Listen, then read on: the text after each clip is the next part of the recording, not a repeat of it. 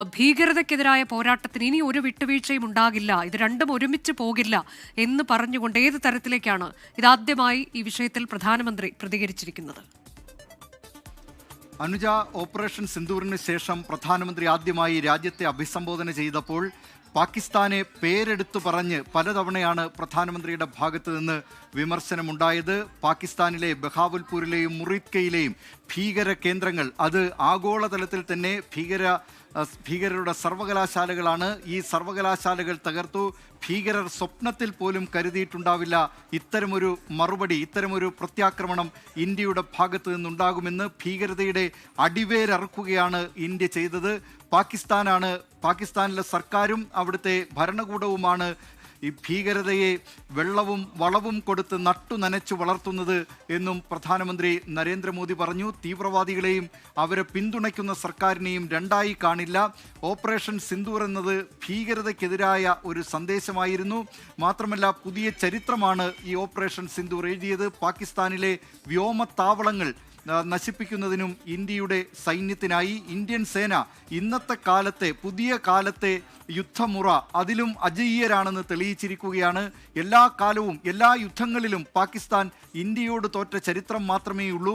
ഇത്തവണയും അതിൻ്റെ ഒരു ആവർത്തനമായിരുന്നു. മാത്രമല്ല, ഏറ്റവും പ്രധാനപ്പെട്ട കാര്യം പ്രധാനമന്ത്രി നരേന്ദ്രമോദി ഇന്ന് പറഞ്ഞത് അല്പസമയം മുമ്പാണ്.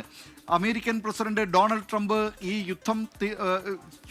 ഏറ്റുമുട്ടൽ, ഈ സംഘർഷം പരിഹരിക്കുന്നതിൽ അമേരിക്ക നിർണായക പങ്ക് വഹിച്ചു. അമേരിക്കയാണ് ഇന്ത്യയോടും പാകിസ്ഥാനോടും ഈ സംഘർഷം അവസാനിപ്പിക്കണം എന്ന നിലയിൽ അഭ്യർത്ഥന നടത്തിയത്, അത്തരമൊരു തീരുമാനത്തിലേക്ക് എത്തിച്ചത് എന്നൊക്കെ അല്പസമയം മുമ്പ് US പ്രസിഡന്റ് ഡൊണാൾഡ് ട്രംപ് പറഞ്ഞിരുന്നു. പക്ഷേ ഇപ്പോൾ പ്രധാനമന്ത്രി നരേന്ദ്രമോദി അക്കാര്യത്തിൽ അർത്ഥശങ്കയ്ക്കിടയില്ലാത്ത വിധം വ്യക്തമാക്കിയിരിക്കുന്നു. ആരുടെയും സമ്മർദ്ദമുണ്ടായിരുന്നില്ല. അദ്ദേഹം അത്തരം ഒരു പരാമർശമല്ല നടത്തിയതെങ്കിലും പ്രധാനമന്ത്രി പറഞ്ഞ വാചകം ഇതാണ്: പാകിസ്ഥാൻ അക്ഷരാർത്ഥത്തിൽ ഇന്ത്യയോട് കേണപേക്ഷിക്കുകയായിരുന്നു. പാകിസ്ഥാന്റെ മിലിറ്ററി ഓപ്പറേഷൻസ് ഡയറക്ടർ ജനറൽ ഇന്ത്യയോട് കരഞ്ഞുകൊണ്ട് ഈ വെടിനിർത്തലിന് തയ്യാറാകണമേ എന്ന് അപേക്ഷിക്കുകയായിരുന്നു. ലോകത്തോട് മുഴുവൻ പാകിസ്ഥാൻ കരഞ്ഞപേക്ഷിക്കുകയായിരുന്നു ഇന്ത്യയുടെ ആക്രമണം കണ്ടിട്ട്. അങ്ങനെ പാകിസ്ഥാനെ ഒരു പാഠം പഠിപ്പിച്ചതോടുകൂടിയാണ് പാകിസ്ഥാൻ ഈ നിലയിലുള്ളൊരു അപേക്ഷയുമായി മിലിറ്ററി ഓപ്പറേഷൻസ് ഡയറക്ടർ ജനറലിനെ വിളിക്കുന്നത്. ഇന്ത്യയെ സംബന്ധിച്ച് ഇന്ത്യ ഈ ഓപ്പറേഷൻ സിന്ദൂർ അവസാനിപ്പിച്ചിട്ടില്ല, സൈനിക നടപടി അവസാനിപ്പിച്ചിട്ടില്ല, അത് താൽക്കാലികമായി നിർത്തിവെച്ചു എന്ന് മാത്രമേ ഉള്ളൂ. പാകിസ്ഥാൻ തുടർന്ന് സ്വീകരിക്കുന്ന നടപടികൾ എന്ത് എന്ന് വിലയിരുത്തിയാകും ഇനി സ്വീകരിക്കാൻ പോകുന്ന, ഇന്ത്യയുടെ ഭാഗത്ത് നിന്നുണ്ടാകാൻ പോകുന്ന നടപടികളെന്നും പ്രധാനമന്ത്രി നരേന്ദ്രമോദി പറഞ്ഞു. അനുജ, അതാണ്, ഭീകരതയ്ക്കെതിരെ ഒരു വിട്ടുവീഴ്ചയുമില്ലാത്ത പോരാട്ടമാണ് ഇന്ത്യ നടത്തുന്നത്. ഓപ്പറേഷൻ സിന്ദൂർ അതിന്റെ കൃത്യമായ സന്ദേശം നൽകുകയായിരുന്നു എന്ന് പറയുമ്പോൾ ചില കാര്യങ്ങൾക്ക് കൂടി അദ്ദേഹം വ്യക്തത വരുത്തുകയാണ് എന്ന് വേണം കരുതാൻ. അച്യുതൻ കൂടിയുണ്ട്. അച്യുതൻ, ഇതിൽ പ്രതിപക്ഷം ചോദിക്കുന്ന ഏറ്റവും പ്രധാനപ്പെട്ട ചോദ്യം അമേരിക്കൻ ഇടപെടൽ ഉണ്ടായിട്ടുണ്ടോ, മറ്റ് രാഷ്ട്രത്തിന്റെ ഇടപെടൽ ഉണ്ടായിട്ടുണ്ടോ, അങ്ങനെയെങ്കിൽ ഇതുവരെ നമ്മൾ സ്വീകരിച്ചെന്ന നിലപാടിൽ നിന്ന് ഇന്ത്യ പിന്നാക്കം പോയോ എന്നതിന് മറുപടി എന്ന തരത്തിലേക്ക് തന്നെ വേണ്ടേ ഇതിനെ കാണാൻ? കാരണം പാകിസ്ഥാൻ ലോകരാജ്യങ്ങൾക്ക് മുന്നിൽ അപേക്ഷിക്കുകയുണ്ടായി, പിന്നീട് സഹതാപം പിടിച്ചു പറ്റാൻ ശ്രമിക്കുകയാണ് ചെയ്തത് എന്ന് പറയുകയാണ്. അതായത് ഏത് തരത്തിൽ ഇത് ഒരു അന്ത്യത്തിലേക്ക് എത്തുന്നു ഈ പോരാട്ടം, ഈ സംഘർഷം എന്നത് അദ്ദേഹം പറയുകയാണ്. മറ്റൊന്ന്, പാക് ഒക്യുപ്പൈഡ് കശ്മീരിന്റെ കാര്യത്തിൽ മാത്രമാണ് ചർച്ച. അതും പ്രതിപക്ഷം ഉന്നയിച്ച വിഷയമാണ്. അത് ഇന്ത്യയുടേതാണെന്നത് 94-ൽ പാർലമെന്റിൽ പാസാക്കിയിട്ടുള്ള പ്രമേയമാണ്. ആ വിഷയത്തിൽ എന്താണ് സർക്കാരിന്റെ നിലപാട് എന്നതിന്, അങ്ങനെ രണ്ട് കാര്യങ്ങൾക്ക് കൂടി ഈ അദ്ദേഹം അഭിസംബോധന ചെയ്യുമ്പോൾ അതിന് മറുപടി ആയിട്ടുണ്ട് എന്നാണോ കണക്കാക്കേണ്ടത്?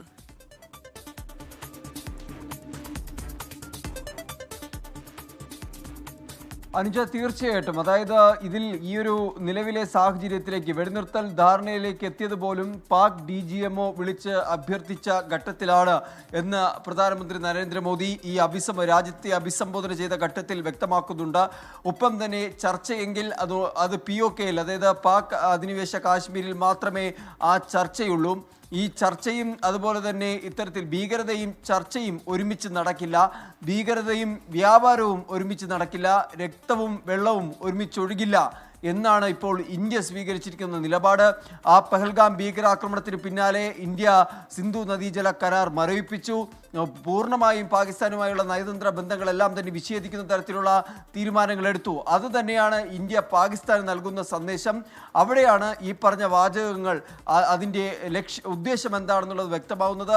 പാകിസ്ഥാൻ അല്ലെങ്കിൽ പാകിസ്ഥാൻ ഭീകരതയെ പിന്തുണയ്ക്കുന്ന കാലത്തോളം അത്രയും അവരുമായി ഒരു വ്യാപാരം ഉണ്ടാകില്ല, അവരുമായി ഇത്തരത്തിൽ സിന്ധു നദീജല കരാർ മറയിപ്പിച്ചിരിക്കുന്ന നടപടിയിൽ നിന്ന് പിന്നോട്ടില്ല എന്ന സന്ദേശം ഇതിലൂടെ നൽകുന്നുണ്ട്. കൃത്യമായി എന്താണ് ഈ ഓപ്പറേഷൻ സിന്ദൂർ, അതിൻ്റെ ദൗത്യം എന്തായിരുന്നു, ആ പേരിലേക്ക് എത്താനിടയായതെന്ത്, എന്തുകൊണ്ട് ഇത്തരം ഈ സിന്ദൂറിലൂടെ ഇത് ലക്ഷ്യമിട്ടു എന്നതിൽ കൃത്യമായ ഒരു വിശദീകരണം പ്രധാനമന്ത്രിയുടെ ഭാഗത്തുനിന്ന് ഉണ്ടായി എന്നതാണ്. അദ്ദേഹം പറയുന്നുണ്ട്, ഭാര്യമാരുടെയും മക്കളുടെയും മുൻപിൽ പുരുഷന്മാർ മരിച്ചു വീണു, അവരുടെ മതം തെരഞ്ഞാണ് ഈ ഭീകരർ ഇത്തരം ആക്രമണം നടത്തിയത്. എന്നാൽ ഇതേ ഓപ്പറേഷൻ സിന്ദൂർ അതിന് മറുപടി നൽകി. ആ ഓപ്പറേഷൻ സിന്ദൂർ രാജ്യത്തെ വനിതകൾക്ക് മുൻപിലേക്കാണ് താൻ അത് നൽകുന്നത്. ഒപ്പം തന്നെ ഭീകരതയ്ക്കെതിരെ രാജ്യം ഒറ്റക്കെട്ടായി പോരാടി.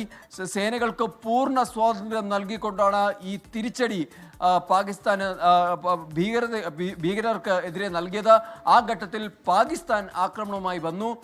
സാധാരണ ജനങ്ങളെ ലക്ഷ്യമിട്ടും ആരാധനാലയങ്ങൾ, കോളേജുകൾ, സ്കൂളുകൾ കേന്ദ്രീകരിച്ച് ആക്രമണം നടത്തുന്ന സാഹചര്യമുണ്ടായി. എന്നാൽ അതിനെയെല്ലാം ചെറുത്തു നിന്നു നമ്മുടെ സേന. ഒപ്പം തന്നെ ഡ്രോണുകളും മിസൈലുകളും ഇന്ത്യക്ക് നേരെ പ്രയോഗിച്ചു. അതിനെയെല്ലാം വ്യോമ പ്രതിരോധ സംവിധാനം ആകാശത്ത് വെച്ച് തന്നെ ഭസ്മമാക്കി എന്നാണ് പ്രധാനമന്ത്രി രാജ്യത്തെ അഭിസംബോധന ചെയ്ത് പറഞ്ഞത്. മെയ് 6 രാത്രി മുതൽ മെയ് 7 പുലർച്ചെ വരെ ലോകമറിഞ്ഞു. എന്താണ് ഇന്ത്യയുടെ മറുപടി എന്നത് ലോകമറിഞ്ഞു എന്നായിരുന്നു പ്രധാനമന്ത്രി പറഞ്ഞത്. പാകിസ്ഥാനിലെ തീവ്രവാദ കേന്ദ്രങ്ങൾ തകർത്തു, അതിന് പരിശീലനം നൽകുന്ന കേന്ദ്രങ്ങൾ തകർത്തു, അവരുടെ സൂത്രധാരന്മാരെ തകർത്തു. ആഗോള ഭീകരവാദവുമായി ബന്ധമുള്ള എല്ലാ കേന്ദ്രങ്ങളുമാണ് ഈ തകർത്തയിൽ ഉൾപ്പെടുന്നത് എന്നും പ്രധാനമന്ത്രി പറയുന്നുണ്ട്. മാത്രമല്ല, ഈ തീവ്രവാദികൾ നമ്മുടെ സഹോദരികളുടെ സിന്ദൂരമാണ് മാച്ചത്. അപ്പോൾ അതിന് തക്കതായ മറുപടി നൽകണമെന്ന് രാജ്യം അന്നേ തീരുമാനിച്ചതാണ്. ആ മറുപടിയാണ് POKയിലും പാകിസ്ഥാനുള്ളിലും ചെന്ന് ഇന്ത്യ നൽകിയത്. അത് സേനകളുടെ ആ ഒരു ധൈര്യത്തെ, ആ ഒരു വീര്യത്തെ കൂടി പ്രധാനമന്ത്രി ഈ ഘട്ടത്തിൽ അഭിസംബോധന ചെയ്ത ഘട്ടത്തിൽ അഭിനന്ദിക്കുകയും ചെയ്തു. സേനകളെ സല്യൂട്ട് ചെയ്യുന്നു എന്നാണ് പറയുന്നത്. എന്നാൽ ഇവിടം കൊണ്ട് തീരുന്നില്ല. ഓപ്പറേഷൻ സിന്ദൂർ അത് താൽക്കാലികമായി മാത്രമാണ് നിർത്തിവെച്ചിരിക്കുന്നത്. അതിർത്തിയിലെ 3 സേനകളും BSFും അർദ്ധസൈനിക വിഭാഗവും ഉൾപ്പെടെയുള്ള എല്ലാ സേനകളും ജാഗരൂകരായി തന്നെയാണ് തുടരുന്നത്. ഏത് സാഹചര്യമുണ്ടായാലും തിരിച്ചടിക്കുവാനുള്ള പൂർണ്ണമായ ഊർജത്തോടു കൂടിയാണ് സേനകൾ തുടരുന്നത് എന്ന സന്ദേശം കൂടി നൽകുന്നുണ്ട്. എന്തായാലും തീവ്രവാദത്തിനോട് സീറോ ടോളറൻസ് എന്ന നയമാണ് സ്വീകരിച്ചിരിക്കുന്നത്. അവിടെ ഈ ന്യൂക്ലിയർ ഭീഷണി ഉയർത്തിയാൽ പോലും അതൊന്നും നമ്മൾ വകവയ്ക്കില്ല. ഭീഷണി നമ്മളോട് വേണ്ട എന്നാണ് പ്രധാനമന്ത്രി പറഞ്ഞിട്ടുള്ളത്.